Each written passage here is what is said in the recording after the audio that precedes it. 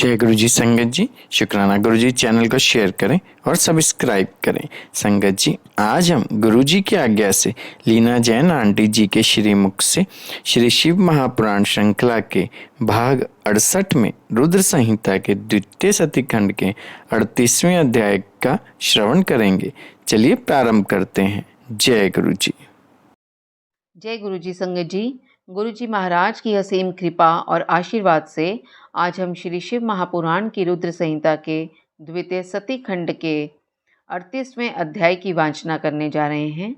ओम नमः शिवाय, शिवजी सदा सहाय। ओम नमः शिवाय, गुरु जी सदा सहाय।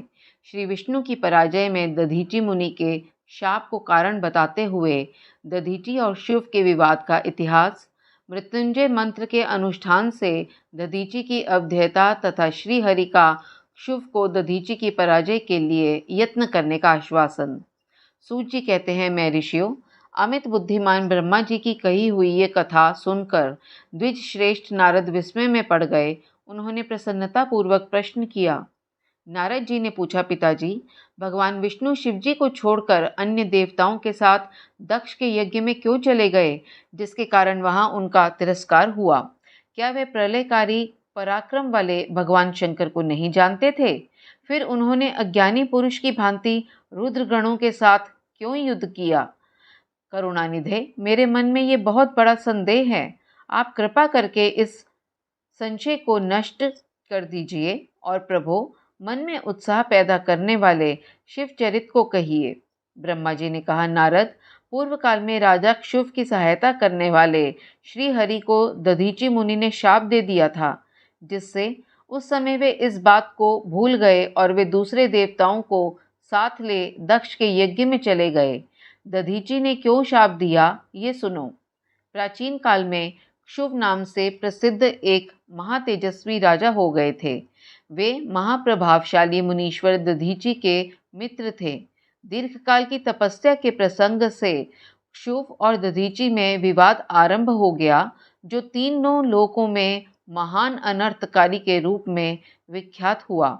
उस विवाद में वेद के विद्वान शिव भक्त दधीची कहते थे कि शूद्र, वैश्य और क्षत्रिय, इन तीनों वर्णों से ब्राह्मण ही श्रेष्ठ हैं, इसमें संशय नहीं है। महामुनि दधीची की वह बात सुनकर धन वैभव के मद से मोहित हुए राजा क्षुभ ने उसका इस प्रकार प्रतिवाद किया। क्षुभ बोले, राजा इंद्र आदि 8 लोकपालों के स्वरूप को धारण करता है।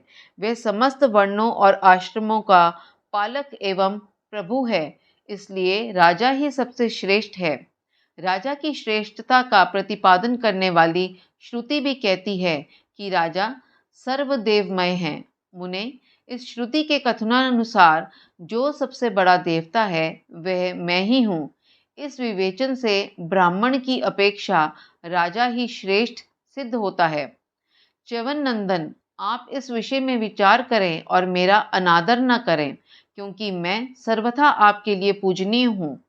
राजा क्षुभ का ये मत श्रुतियों और स्मृतियों के विरुद्ध था। इसे सुनकर भृगुकुल भूषण मुनि श्रेष्ठ दधीची को बड़ा क्रोध हुआ। मुने, अपने गौरव का विचार करके कुपित हुए महातेजस्वी दधीची ने क्षुभ के मस्तक पर बाएं मुक्के से प्रहार किया। उनके मुक्के की मार खाकर ब्रह्मांड के अधिपति कुत्सित बुद्धि वाले क्षुभ अत्यंत कुपित हो गरज उठे और उन्होंने वज्र से दधीची को काट डाला। उस वज्र से आहत हो भृगुवंशी दधीची पृथ्वी पर गिर पड़े। भार्गव वंशधर दधीची ने गिरते समय शुक्राचार्य का स्मरण किया। योगी शुक्राचार्य ने आकर दधीची के शरीर को, जिसे शुभ ने काट डाला था, तुरंत जोड़ दिया। दधीची के अंगों को पूर्ववत जोड़कर शिव भक्त शिरोमणि तथा मृत्युंजय विद्या के प्रवर्तक शुक्राचार्य ने उनसे कहा। शुक्र बोले, तात दधीची, मैं सर्वेश्वर भगवान शिव का पूजन करके तुम्हें श्रुति प्रतिपादित महामृत्युंजय नामक श्रेष्ठ मंत्र का उपदेश देता हूँ। त्र्यंबकम यजामहे, हम भगवान त्र्यंबक का यजन अर्थात आराधन करते हैं। त्र्यंबक का अर्थ है तीनों लोकों के पिता प्रभावशाली शिव। वे भगवान सूर्य, सोम और अग्नि तीनों मंडलों के पिता हैं। सत्व, रज और तम तीनों गुणों के महेश्वर हैं। आत्म तत्व, विद्या तत्व और शिव तत्व इन तीनों तत्वों के आहवनीय, गार्हपत्य और दक्षिणाग्नि इन तीनों अग्नियों के सर्वत्र उपलब्ध होने वाली पृथ्वी, जल एवं तेज इन तीन मूर्त भूतों के अर्थात अथवा सात्विक आदि भेद से त्रिविध भूतों के, त्रिविध, त्रिदिव, स्वर्ग के, त्रिभुज के, त्रिधा भूत सबके ब्रह्मा, विष्णु और शिव तीनों देवताओं के महान ईश्वर महादेव जी ही हैं।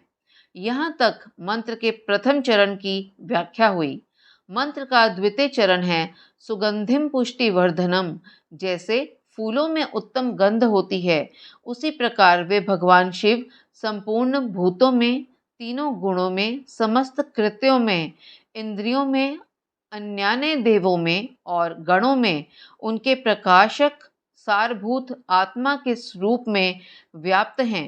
अतएव सुगंध युक्त एवं संपूर्ण देवताओं के ईश्वर हैं। अर्थात यहाँ तक सुगंधिम पद की व्याख्या हुई। अब पुष्टि वर्धनम की व्याख्या करते हैं। उत्तम व्रत का पालन करने वाले द्विज श्रेष्ठ महामुनि नारद उन अंतर्यामी पुरुष शिव से प्रकृति का पोषण होता है। महत्व तत्व से लेकर विशेष पर्यंत संपूर्ण विकल्पों की पुष्टि होती है तथा मुझ ब्रह्मा का, विष्णु का, मुनियों का और इंद्रियों सहित देवताओं का भी पोषण होता है, इसलिए वे ही पुष्टिवर्धन हैं। अब मंत्र के तीसरे और चौथे चरण की व्याख्या करते हैं। उन दोनों चरणों का स्वरूप यूं है। उर्वारुक में बंधनान मृत्युर्मुक्षीय मामृतात्, अर्थात प्रभो, जैसे खरबूजा पक जाने पर लता बंधन से छूट जाता है, उसी तरह मैं मृत्यु रूप बंधन से मुक्त हो जाऊं। अमृत पद अर्थात मोक्ष से पृथक न होऊं। वे रुद्रदेव अमृत स्वरूप हैं, जो पुण्य कर्म से, तपस्या से, स्वाध्याय से, योग से अथवा ध्यान से उनकी आराधना करता है, उसे नूतन जीवन प्राप्त होता है। इस सत्य के प्रभाव से भगवान शिव स्वयं ही अपने भक्त को मृत्यु के सूक्ष्म बंधन से मुक्त कर देते हैं, क्योंकि वे भगवान ही बंधन और मोक्ष देने वाले हैं। ठीक उसी तरह जैसे उर्वा रुख अर्थात ककड़ी का पौधा अपने फल को स्वयं ही लता के बंधन में बांधे रखता है और पक जाने पर स्वयं ही उसे बंधन से मुक्त कर देता है। यह मृत संजीवनी मंत्र है, जो मेरे मत से सर्वोत्तम है। तुम प्रेम पूर्वक नियम से भगवान शिव का स्मरण करते हुए इस मंत्र का जप करो। जप और हवन के पश्चात इसी से अभिमंत्रित किए हुए जल को दिन और रात में पियो तथा शिव विग्रह के समीप बैठकर उन्हीं का ध्यान करते रहो। इससे कहीं भी मृत्यु का भय नहीं रहता। न्यास आदि सब कार्य करके विधिवत भगवान शिव की पूजा करो। ये सब करके शांत भाव से बैठकर भक्त वत्सल शंकर का ध्यान करना चाहिए। मैं भगवान शिव का ध्यान बता रहा हूँ, जिसके अनुसार उनका चिंतन करके मंत्र जप करना चाहिए। इस तरह निरंतर जप करने से बुद्धिमान पुरुष भगवान शिव के प्रभाव से उस मंत्र को सिद्ध कर लेता है। मृत्युंजय का ध्यान।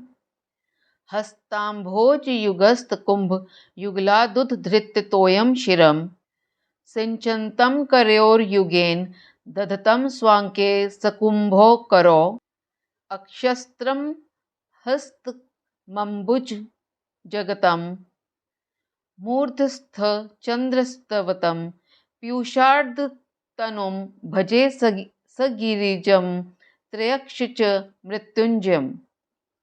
जो अपने दो कर कमलों में रखे हुए दो कलशों से जल निकालकर उनसे ऊपर वाले दो हाथों द्वारा अपने मस्तक को सींचते हैं, अन्य दो हाथों में दो घड़े लिए उन्हें अपने गोद में रखे हुए हैं तथा शेष दो हाथों में रुद्राक्ष एवं मृग मुद्रा धारण करते हैं, कमल के आसन पर बैठे हैं, सिर पर स्थित चंद्रमा से निरंतर झरते हुए अमृत से जिनका सारा शरीर भीगा हुआ है तथा जो तीन नेत्र धारण करने वाले हैं, उन भगवान मृत्युंजय का जिनके साथ गिरिजा नंदिनी उमा भी विराजमान हैं, मैं भजन चिंतन करता हूँ।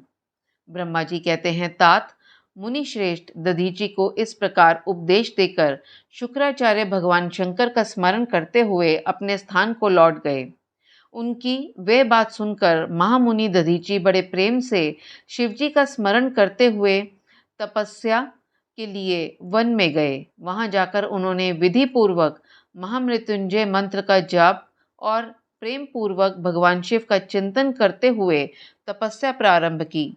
दीर्घ काल तक उस मंत्र का जप और तपस्या द्वारा भगवान शंकर की आराधना करके दधीचि ने महामृत्युंजय शिव को संतुष्ट किया। महामुने उस जप से प्रसन्नचित हुए भक्त वत्सल भगवान शिव दधीचि के प्रेमवश उनके सामने प्रकट हो गए। अपने प्रभु शंभु का साक्षात दर्शन करके मुनीश्वर दधीचि को बड़ी प्रसन्नता हुई। उन्होंने विधि पूर्वक प्रणाम करके दोनों हाथ जोड़ भक्ति भाव से शंकर का स्तवन किया। तात मुने तदंतर मुनि के प्रेम से प्रसन्न हुए शिव ने च्यवन कुमार दधीचि से कहा, तुम वर मांगो। भगवान शिव का ये वचन सुनकर भक्त शिरोमणि दधीचि दोनों हाथ जोड़ नतमस्तक हो भक्त वत्सल शंकर से बोले। दधीचि ने कहा, देव देव महादेव, मुझे 3 वर दीजिए। मेरी हड्डी वज्र हो जाए, मैं कोई भी मेरा वध न कर सके और मैं सर्वत्र अदीन रहूं, कभी मुझ में दीनता न आए। दधीचि का ये वचन सुनकर प्रसन्न हुए परमेश्वर शिव ने तथास्तु कहकर उन्हें वे तीनों वर दे दिए। शिवजी से 3 वर पाकर वेद मार्ग में प्रतिष्ठित महामुनि दधीचि आनंद मग्न हो गए और शीघ्र ही राजा क्षुभ के स्थान में गए। महादेव जी से अवध्यता वज्रमय अस्थि और अधीनता पाकर दधीचि ने राजेंद्र क्षुभ के मस्तक पर लात मारी। फिर तो राजा क्षुभ ने भी क्रोध करके दधीचि पर वज्र से प्रहार किया। वे भगवान विष्णु के गौरव से अधिक गर्व में भरे हुए थे, परंतु शुभ का चलाया हुआ वे वज्र परमेश्वर शिव के प्रभाव से महात्मा दधीचि का नाश न कर सका। इससे ब्रह्म कुमार शुभ को बड़ा विस्मय हुआ। मुनीश्वर दधीचि की अवध्यता, अधीनता तथा व्रज से भी बढ़ चढ़कर प्रभाव देखकर ब्रह्म कुमार क्षुभ के मन में बड़ा आश्चर्य हुआ। उन्होंने शीघ्र ही वन में जाकर इंद्र के छोटे भाई मुकुंद की आराधना आरंभ की। वे शरणागत पालक नरेश मृत्युंजय सेवक दधीचि से परिचित हो गए थे। क्षुभ की पूजा से गरुड़ ध्वज भगवान मधुसूदन बहुत संतुष्ट हुए। उन्होंने राजा को दिव्य दृष्टि प्रदान की।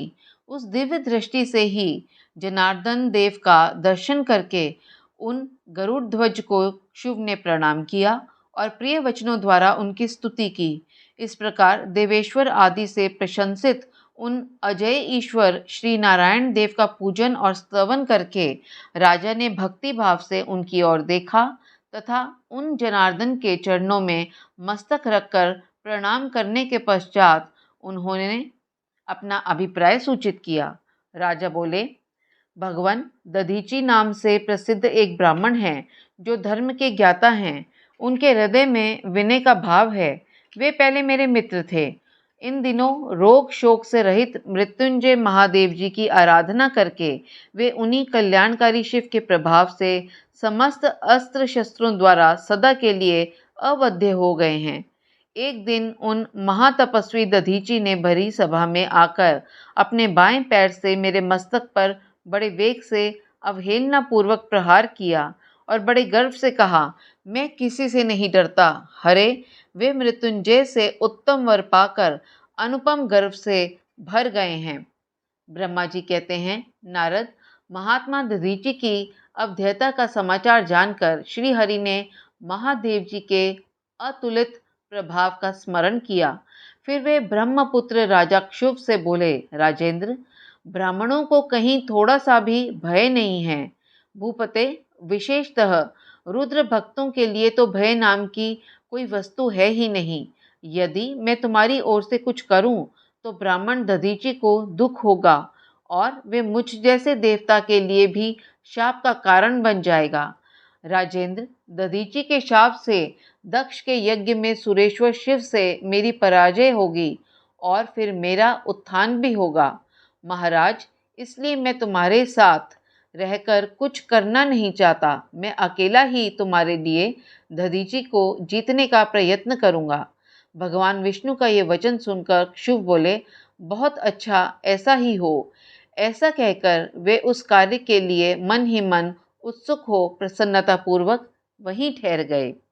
संगत जी, इसके साथ ही श्री शिव महापुराण की रुद्र संहिता के द्वितीय सती खंड का 38वां अध्याय संपन्न हुआ। जय गुरु जी, शुक्राना गुरु जी।